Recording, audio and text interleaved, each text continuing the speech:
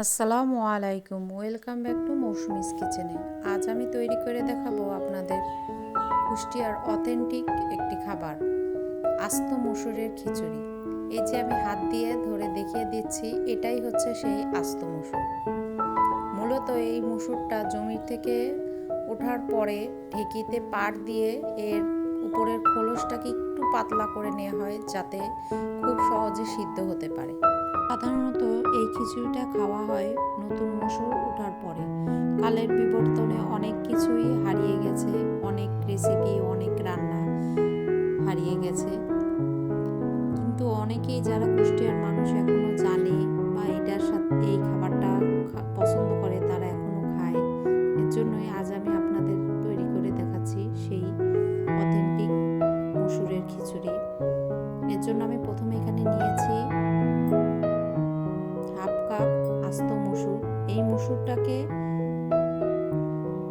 30 থেকে 40 মিনিটের জন্য পানি দিয়ে ভিজিয়ে রাখতে হবে, যাতে পানিতে ভিজে মসুরটা একটু নরম হয়ে আসে আর ধোয়ার সময় উপরের খোলসটাও কিছুটা চলে যাবে। এখন নিয়ে নিচ্ছি 1.5 কাপের একটু কম ভাতের চাউল। এই যে আমি এখানে ডালটাকে ধুয়ে নিয়েছি, ভিজিয়ে রাখার কারণে ডালটা ফুলেও গেছে, আবার কিছুটা ডালের খোসাও চলে গেছে। এখন চাল আর ডাল আমি একসাথে মিশিয়ে নিয়ে নিচ্ছি একটি প্রেসার কুকারে। আপনারা চাইলে এটাকে রাইস কুকার বা হাঁড়িতেও রান্না করতে পারেন। সেক্ষেত্রে অনেক সময় এই ডালটা সিদ্ধ হতে একটু বেশি সময় লাগে, আর প্রেসার কুকারে দিলে ডালটা ভালো সিদ্ধ হয়, প্লাস অনেক নরম হয়ে যায়, এটা খেতেও অনেক মজা লাগে। তার জন্য প্রেসার কুকারের নিচে এখানে দিয়ে দিচ্ছি কিছু আস্ত রসুন, কয়েক ফালি কাঁচামরিচ, কিছু পেঁয়াজ নিয়েছি এখানে গোটা করে কাটা,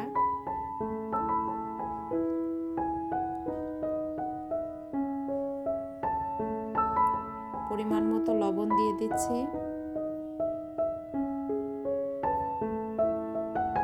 1 চামচ ধনিয়া গুঁড়া।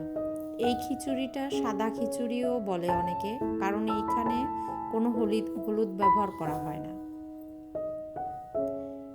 দিয়ে দিচ্ছে আস্ত জিরা,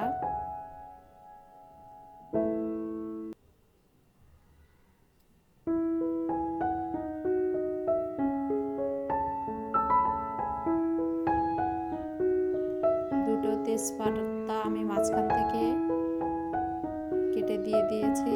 এখন কিছু গরম মশলা দিয়ে দিলাম, কয়েক টুকরা দারচিনি, একটা এলাচ আর কয়েক টুকরা লবঙ্গ। এখন দিয়ে দিচ্ছি সরিষার তেল।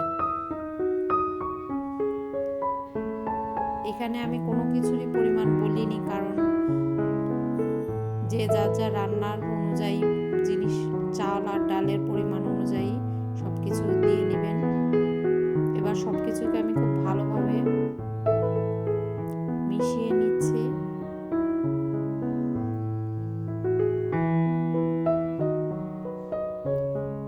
এখন যে পরিমাণ চাল নিয়েছি তার ডবল পরিমাণ পানি দিয়ে দিচ্ছি এখানে, আর ডালের জন্য এক্সট্রা ভাবে হাফ কাপ পানি দেব। এবার সব কিছুকে আমি স্প্যাচুলা দিয়ে আর একবার একটু ভালোভাবে নেড়ে মিশিয়ে দিচ্ছি। এখন প্রেসার কুকারে মুখটা লাগিয়ে দিব, জাস্ট 2টা সিটি পড়লেই এই খিচুড়িটা তৈরি হয়ে যাবে। আজ আমি খিচুড়িটা পরিবেশন করছি ঝাল ভর্তা দিয়ে। অথেন্টিক এই খিচুড়িটা মূলত খাই এই মরিচ পেঁয়াজ ঝাল ভর্তা দিয়ে।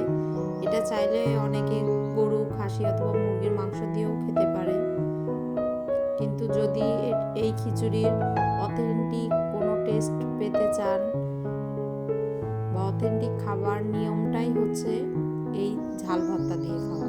আমার ভিডিও যদি আপনাদের ভালো লেগে থাকে, অবশ্যই আমার ভিডিওতে একটা লাইক দিয়ে দিবেন, আর আমার পেজ নতুন হয়ে থাকলে আমার পেজকে সাবস্ক্রাইব করবেন। আল্লাহ হাফেজ।